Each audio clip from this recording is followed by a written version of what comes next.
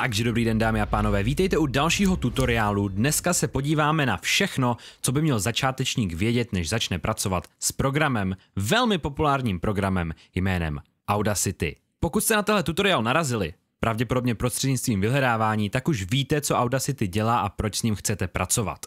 Já vám ale teďka řeknu, proč byste měli pracovat právě s Audacity a ne s nějakou jinou alternativou, kterých je tady taky hodně.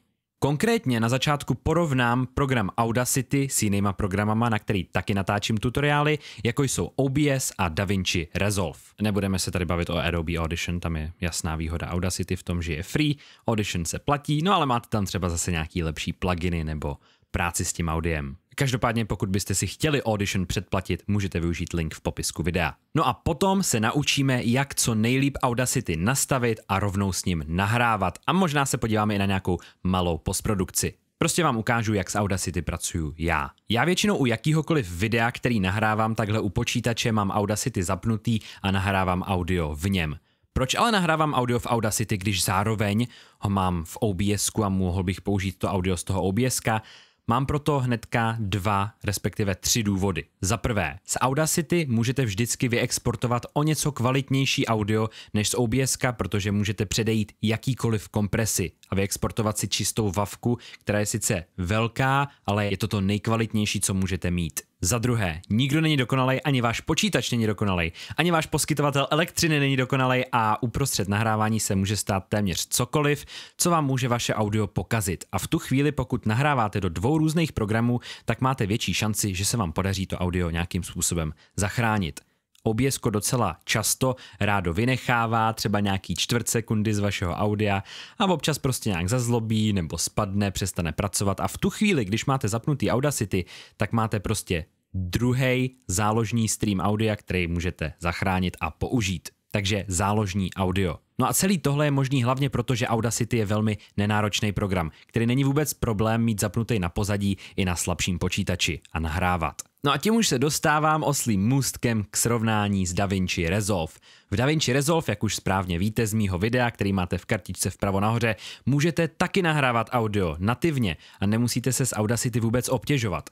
Nevýhoda ale je, že DaVinci Resolve, mít ho vůbec zapnutý na počítači, je prostě na ten počítač mnohem náročnější. A v některých případech, kdy zároveň nahráváte video, se nevyplatí mít zapnutý zároveň DaVinci Resolve, Audacity, ještě OBS a třeba ještě nějaký GeForce Experience. V tu chvíli je dobrý kombinovat OBS plus Audacity a DaVinci Resolve do toho zkrátka netahat. A zapnout si ho až ve chvíli, kdy jdete opravdu do té postprodukce. Postprodukce, kterou můžete taky do velké míry udělat přímo v Audacity, což je další výhoda tohohle programu. No a úplně nakonec Audacity je neskutečně jednoduchý a rychlý na ovládání a monitorování vašeho audia. Jak ohledně OBS, tak ohledně DaVinci mám videa, na který se můžete kouknout, ale i workshopy na Patreonu a jeden z nich je dokonce úplně zdarma, takže vás odkážu na popisek videa. Teď už se ale jdeme podívat, jak nejlépe správně z Audacity nahrávat. Když zapnete tehle program, tak úplně první, co byste měli udělat, a v moc tutoriálech to teda na internetu neuvidíte, to vám garantuju,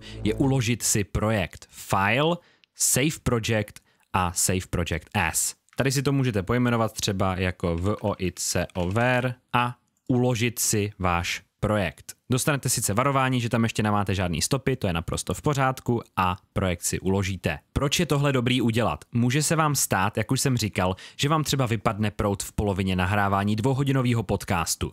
No a v tu chvíli, pokud nebudete mít uložený projekt a jenom začnete tady prostě nahrávat, uděláte si novou stopu, budete tam mít neuložený projekt, tak přijdete o všechno, respektive dá se nějakým způsobem složit to audio, ale strávíte nad tím prostě šílenou furu času a vyplatí se raději strávit ty 4 vteřiny tím, že si projekt uložíte na začátku. Věřte mi, prošel jsem si tím. Tímhle uložením si teda pojistíte, že o vaše audio během nahrávání nepřijdete.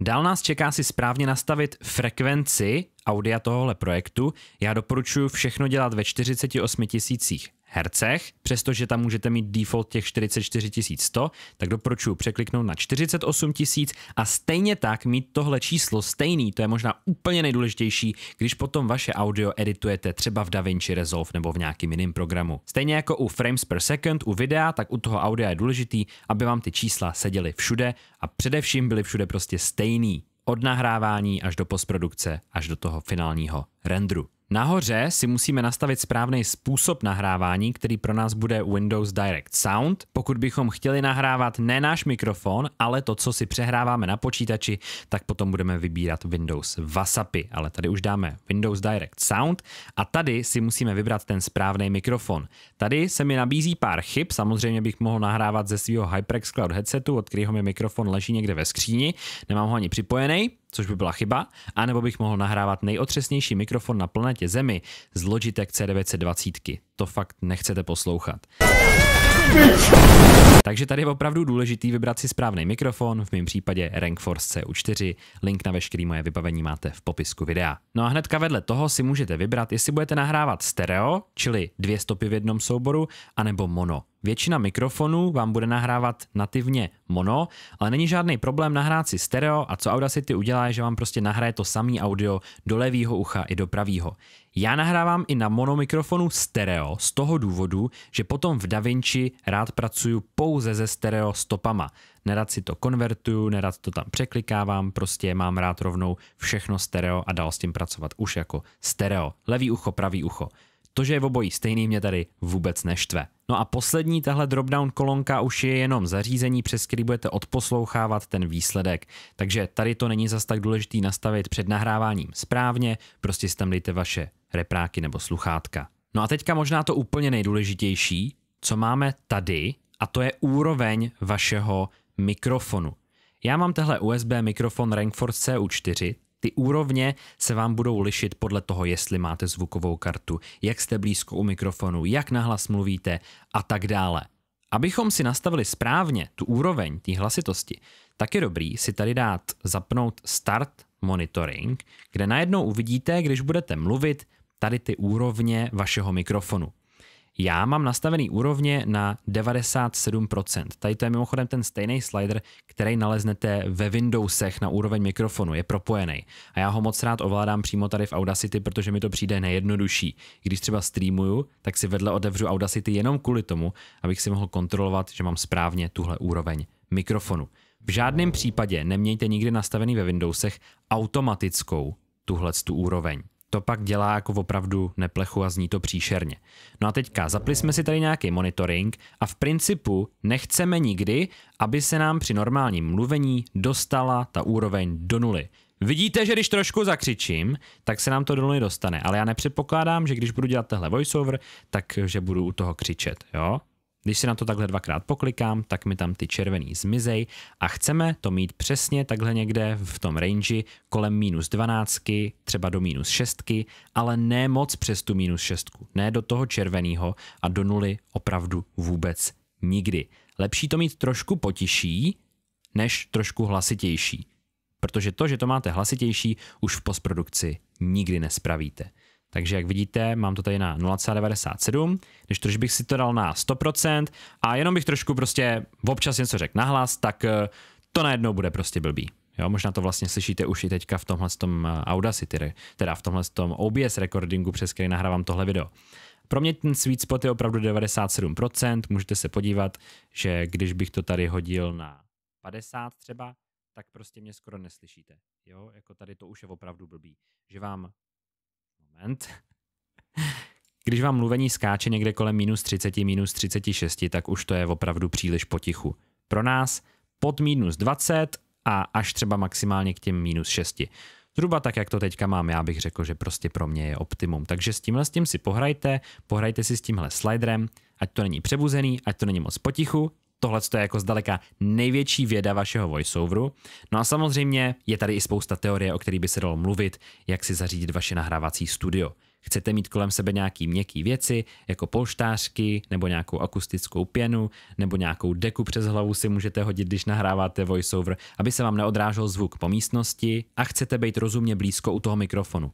Když budu takhle tohle trošku jako moc blízko, tak už ten hlas bude takový příliš basovej, bude takovej jako moc ASMR. No a když budu zase přehnaně daleko, tak jako uslyšíte mnohem víc tu místnost, nebude tam ta čistota toho hlasu, takže chce to opravdu najít si nějaký sweet spot, vymakat si. Já jsem slyšel, že kolem nějakých 12 mikrofonů 12 cm od mikrofonu. Je to tak zhruba nejlepší, ale záleží zase na tom, jak nahlas mluvíte, na vašem mikrofonu, na místnosti. Musíte si s tím pohrát. Není tam žádný 100% správný řešení, prostě to, co bude mít podle vás nejhezčí zvuk, bude fungovat nakonec nejlépe. Pokud máme opravdu všechno nastavené správně a úžasně, můžeme zmáčknout buď to kouzelné tlačítko R, který zmáčkne tohleto tlačítko Record, nebo to můžeme udělat myší jako neandertálci. Nechám to na vás. Já mačkám R a tady už vidíte, že nahrávám nějaký audio. Na začátku, jak jsem řekl A, tak mi to trošku píklo, což může být nějaký indikátor toho, že mám moc nahlas ten mikrofon, ale můžu začít dělat nějaký svůj voiceover. Pokud bych se potřeboval podívat do scénáře, tak můžu zmáčknout tady jednoduše pauzičku, neboli klávesu P, teď jsem to udělal jako ten neandertálec, a jak budu ready, tak můžu zase tu pauzu odmáčknout a mluvit dál. Vidíte, že se mi to krásně zapauzovalo a ve chvíli, kdy jsem hotovej se svým nahráváním, tak udělám ještě jednu věc a to je, že budu 10 vteřin potichu, aby jsem dostal nějaký profil šumu, který potom z té nahrávky budu chtít dát pryč. Takže dáme si 10 vteřin ticha a vy můžete se promyslet, jestli mi dáte odběr mezi tím. Nebo jít napsat komentář, jo? Teďka během 10 vteřin.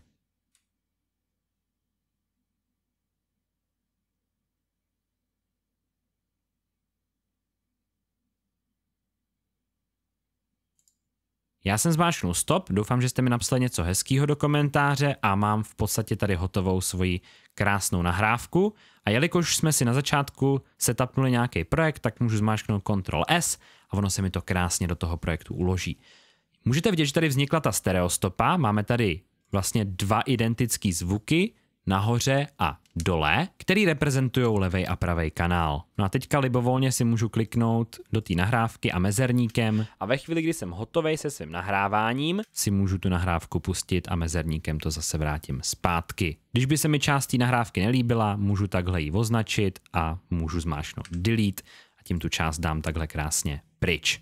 No a na konci jsme si udělali nějaký ten profil šumu, který pro nás bude užitečný, pokud budeme chtít udělat nějakou základní postprodukci přímo v Audacity. A já vám tady ukážu hlavně, jak se zbavit toho šumu, protože si myslím, že to je to nejlepší, co v tom Audacity můžete udělat pro zlepšení kvality té vaší nahrávky. Nejdřív si tady pustíme ten čistý šum a vy uvidíte, že tady to dělá opravdu nějaký úrovně, jo? Tady jsou úrovně zvukový toho přehrávání, skáče nám to hodně nízko, což je super, že ten šum je potichej, je skoro teda neexistující, ještě jednou si ho pustíme jako přímo do uší.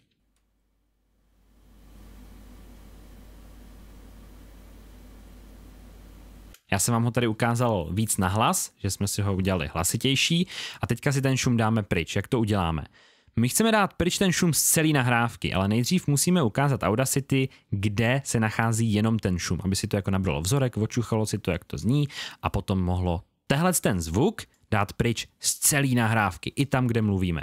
Takže označíme si ten šum, prosím vás, nedělejte tohle, že byste si ho označovali jako prostě celý, úplně tady jako stačí pár vteřin opravdu a je dobrý si tady udělat jako rezervu, tady jsme možná ještě něco mačkali, takže takhle si myslím, že to bude úplně akorát ukázka, je to nějakých prostě 7-8 vteřin, něco takového. A pak zmáčkněte efekt dolů na Noise Reduction.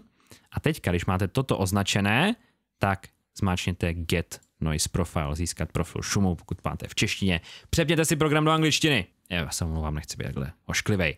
Teďka už si zmáčkneme Ctrl A, čím si označíme celou tu nahrávku. Když si tady takhle odzoomujete, tak můžete vidět opravdu, že jsme si označili celou a potom už dáme jenom efekt a Repeat Noise Reduction. Můžete vidět, že to bylo velmi rychlý, redukce šumu je pryč a jak si to ověříme, no pustíme si zase ten konec a můžete vidět, že na konci tady už nemáme úrovně toho šumu vůbec žádný. Teď jsme si zase ten šum, co zbyl, pustili na ty vyšší úrovně zhlasené a můžete slyšet, že tam prostě vůbec nic není.